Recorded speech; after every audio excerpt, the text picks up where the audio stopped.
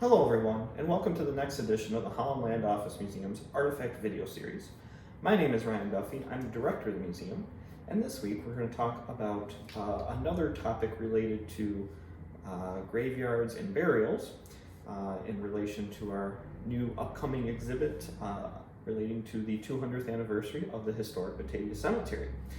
So today we're going to talk about some of the gravesite markers that you might see around the cemetery, but also cemeteries everywhere.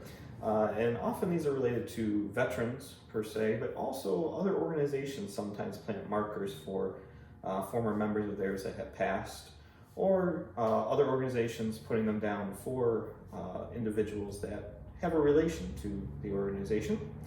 So I'm going to show off some of the markers that we have on display with this exhibit and tell you a little bit more about them. So I hope you enjoy learning more about gravesite markers and flag holders. So now we'll give you a little bit up close and personal look at some of the markers that we have on display here. And we'll be starting off with probably the most common ones that you'll see, and those are veterans markers. Now we have several different ones here from different eras that pretty interesting representation of how veterans and former soldiers' graves were marked and decorated. So we'll go back to our oldest that we have on display here.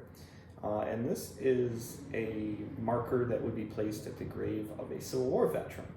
Now this one is made out of iron, but it is a veteran's star there, and it says 1861 to 1865, so of the Civil War. And this would be placed at the grave of anyone who served in the Civil War and be used to mark their service.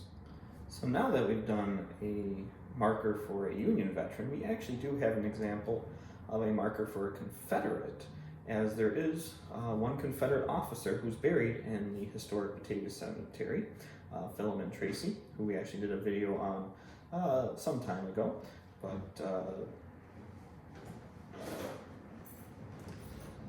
So we'll show off that marker that's placed on Confederate soldiers' graves.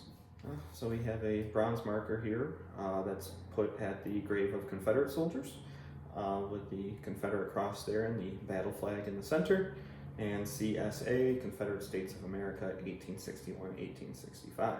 So we know that this one was at the site of Philemon Tracy's grave, but you would find these on a lot of Civil War battlefields at Confederate soldiers' graves.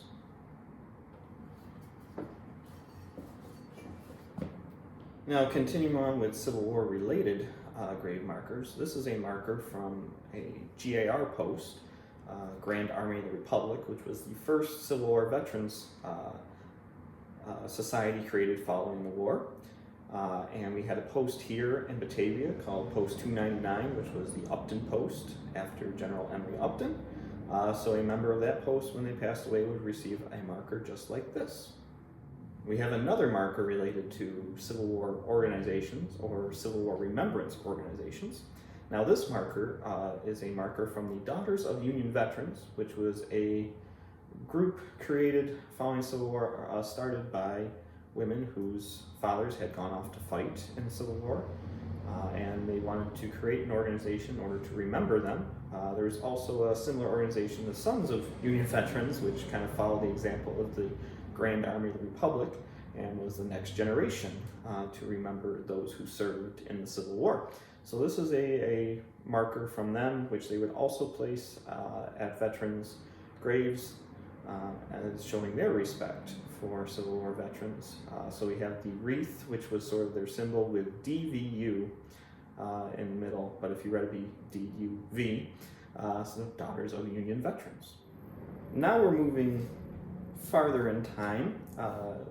We're going into the Spanish-American War, so we actually have a marker here for a Spanish-American War veteran.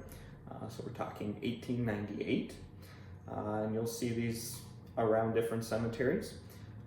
So it has United States in the center there with the Spanish-American symbol, and it also references three major areas of conflict.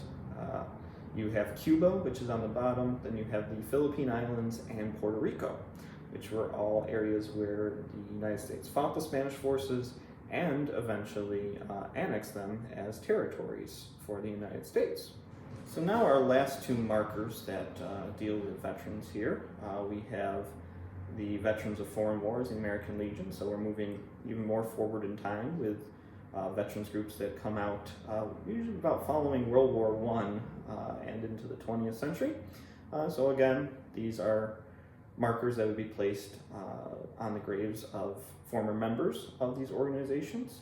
And on the American Legion, the 48 was a kind of subsect of the American Legion called the 48 Men, which was in reference to going all the way back to World War I, how the train tracks that in France that American soldiers took into the front lines. It was based off their gauges and their lengths. And it has become its own entity following the 1960s from the American Legion, but it was a part of the American Legion at its beginning. So that's a reference to the 48 Club. And the last marker we have here is not related to veterans at all. It's actually related to a fraternal organization, the International Order of the Odd Fellows, or the IOOF.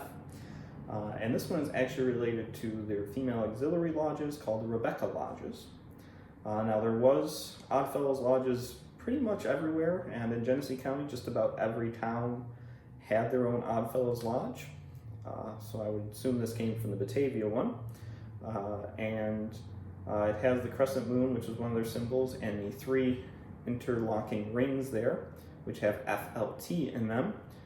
This was the symbol of the Odd Fellows, and the FLT stands for Friendship, Love, and Truth, which was their motto essentially. And the R below that stands for Rebecca, which was the female auxiliary component.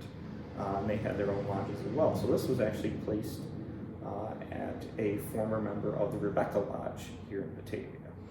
Well, I hope you enjoyed this edition of the Holland Land Office Museum's Artifact video series and learned a little bit more about gravesite markers that you might find in various cemeteries, but that actually came from the Historic Batavia Cemetery here in Batavia. If you enjoyed this video, be sure to give it a thumbs up or even subscribe to the channel, as it does help us out a little bit and let you know even sooner when we release new videos. And if you did enjoy this one, be sure to check out all the rest of them in the playlist. We're almost at 150, so there's plenty of material to go back through. Plus we have recorded all of our guest speaker series, Java with Joe, and concerts. So there is a ton of material to check out on the YouTube channel. But as always, the best way to learn more about these artifacts is to stop in and see them for yourself, as we can share even more information and you can see them up close in person. But if you really enjoy local history, particularly of Genesee County and Western New York, and want to support us, the best way to do that is to become a member of the museum. You can find all that information on our website.